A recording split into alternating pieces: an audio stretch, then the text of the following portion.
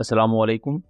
Welcome to एमराद। दोस्तों, America के स्टेट डिपार्टमेंट की तरफ से रिसेंट जो प्रेस रिलीज जारी की गई उसमें 30 के करीब कंट्रीज का नाम इनलिस्ट किया गया था और उनके बारे में ये क्लेम किया गया कि उन्हें AIM-120C8 या AIM-120D3 long range BVR missiles provide की जाएंगी और ये रेथियोन को प्रोजेक्ट एक किस्म का अनाउंस उनके लिए कर दिया गया था और इसके लिए इवन फंड्स भी सैंक्शन कर दिए गए थे अराउंड $2.5 बिलियन और उसमें पाकिस्तान का नाम भी शामिल था। देन पाकिस्तान की चाहे मीडिया एजेंसीज हों, इंडिया की मीडिया एजेंसीज हों और इवन इंटरनेशनल न्यूज एजेंसीज ने भी पाकिस्तान को बहुत ज्यादा हाईलाइट किया कि पाकिस्तान को यूएस की तरफ से अपग्रेडेड AIM-120D3 या C8 मिसाइल्स मिलने जा रहे हैं। करंटली पाकिस्तान एयरफोर्स के पास 500 के करीब AIM-120C5 मिसाइल्स ऑपरेशनल है और AIM-120C5 मिसाइल की रेंज है 105 किलोमीटर और 2019 में इन्हीं मिसाइल्स को यूज करते हुए पाकिस्तान ने इंडिया के 2 एयरक्राफ्ट यानी कि एक MiG-21 जिसे अभिनंदन उड़ा रहे थे एंड एक Su-30 MKI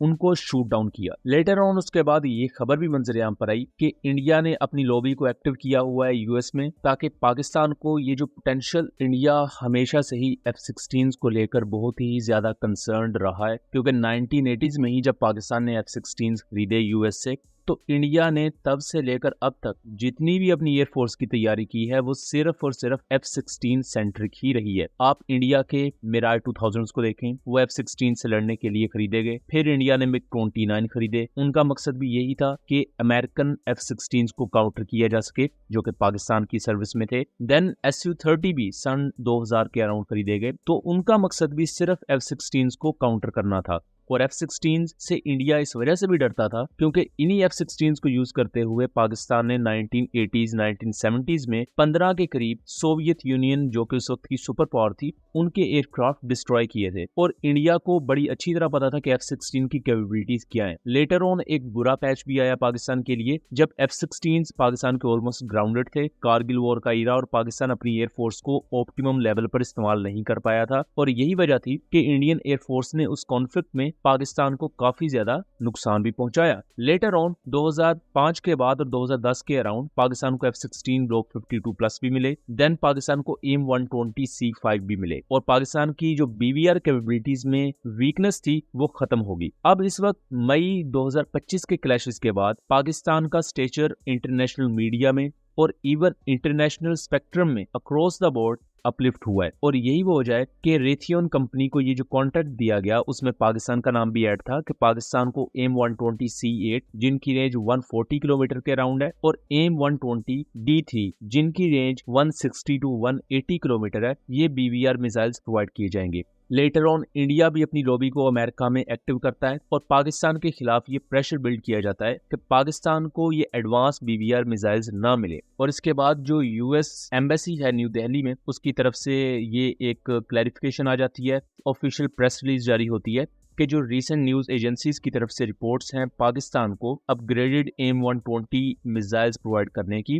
वो तमाम की तमाम मिसलीडिंग है और इसमें जो आखिर में एक सेंटेंस लिखा हुआ है वो बहुत ज्यादा अहम है। The sustainment does not include any upgrade to any of Pakistan's current capability। यानी कि ये जो रिसेंट एक पैकेज अनाउंस किया गया है इसमें पाकिस्तान के मौजूदा 500 के करीब AIM-120C5 मिसाइल्स को सस्टेनमेंट के तौर पर उनके लिए पैकेज अनाउंस किया गया है और उनकी ओवरहॉल के कॉन्टेक्स्ट में मुख्तलिफ एक्शंस जो रिक्वायर्ड थे उनके लिए अमेरिका ने पाकिस्तान को उस लिस्ट में इंक्लूड किया है और पाकिस्तान को अपग्रेडेड C8 या D3 मिसाइल्स नहीं मिलेंगे और इस पर इंडिया खुश हो रहा है। सबसे पहले तो अमेरिका ने यहाँ अल्फाज बहुत ही ज्यादा सोच समझ के चूज किए हैं। उन्होंने ना तो इंडिया को खुल के खुश होने का मौका दिया है और ना ही इंडिया के लिए एतराज की कोई जगह छोड़ी है। उन्होंने ये कहा है कि पाकिस्तान की करंट कैपेबिलिटी को इंक्रीज नहीं किया जाएगा। तो करंट जो AIM-120 मिसाइल्स हैं ये पाकिस्तान की करंट कैपेबिलिटी का ही पार्ट है। अगर करंट कैपेबिलिटी को अपग्रेड करने की या इनहेंस करने की बात आती तो वो उस कॉन्टेक्स्ट में हो सकता था कि अगर वो पाकिस्तान को नए मिसाइल्स दे रहे होते। सो यहाँ एक पॉसिबिलिटी बच जाती है कि अमेरिका मौजूदा पाकिस्तान की AIM-120C5 मिसाइल्स को अपग्रेड कर दे C8 या D3 स्टैंडर्ड पर, या ये भी पॉसिबल है कि इंडिया में मौजूद इस एम्बेसी की प्रेस रिलीज के बावजूद भी फ्यूचर में पाकिस्तान को अपग्रेडेड AIM-120 मिसाइल्स मिल भी जाएं।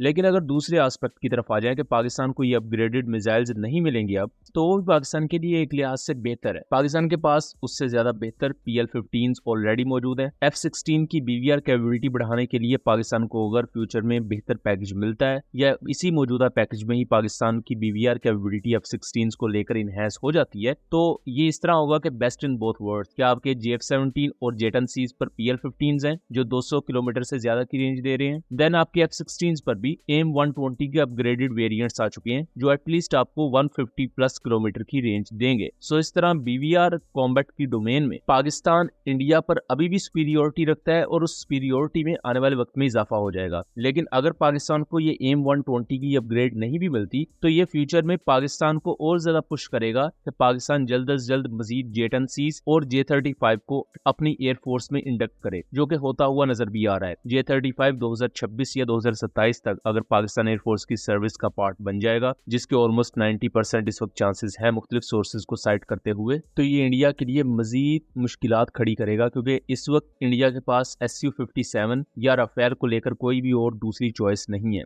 अमेरिका से वो F-35 बिल्कुल भी नहीं लेंगे, क्योंकि अमेरिका के साथ उनकी ताल्लुकात इस वक्त उस तरह बेहतर नहीं है। और अमेरिका ने जो टैरिफ्स लगाए हुए हैं, इंडिया की जो बड़ी बड़ी फार्मास्यूटिकल कंपनीज है, बड़े बड़े जायंट्स दूसरे हैं इंडस्ट्री लेवल पर, वो बहुत ही ज्यादा बदहाली का शिकार है इन टैरिफ्स को लेकर। और यूएस इंडिया को पुश कर रहा है स्ट्रेटेजिक वेपन्स खरीदने के लिए, और इंडिया वो करना नहीं चाहता। सो पाकिस्तान के लिए ये एक आइडियल कंडीशन बन जाती है जहां पाकिस्तान अपनी तैयारियों को मजीद बेहतर कर सकता है, ना सिर्फ मजीद बेहतर कर सकता है बल्कि चाइना और यूएस के दरमियान एक स्ट्रेटेजिक ब्रिज का काम करते हुए दोनों कंट्री से टेक्नोलॉजीज भी एक्वायर कर सकता है। सो दोस्तों, ये था एक एनालिसिस। उम्मीद करता हूँ चीजें क्लियर रही होंगी। वीडियो पसंद आई हो तो इसे ज्यादा से ज्यादा शेयर कीजिएगा ताकि इस तरह की मजीद इन्फॉर्मेटिव वीडियोस हम आपके लिए लेकर आ सकें। मिलेंगे अगली वीडियो में, तब तक के लिए अल्लाह हाफिज।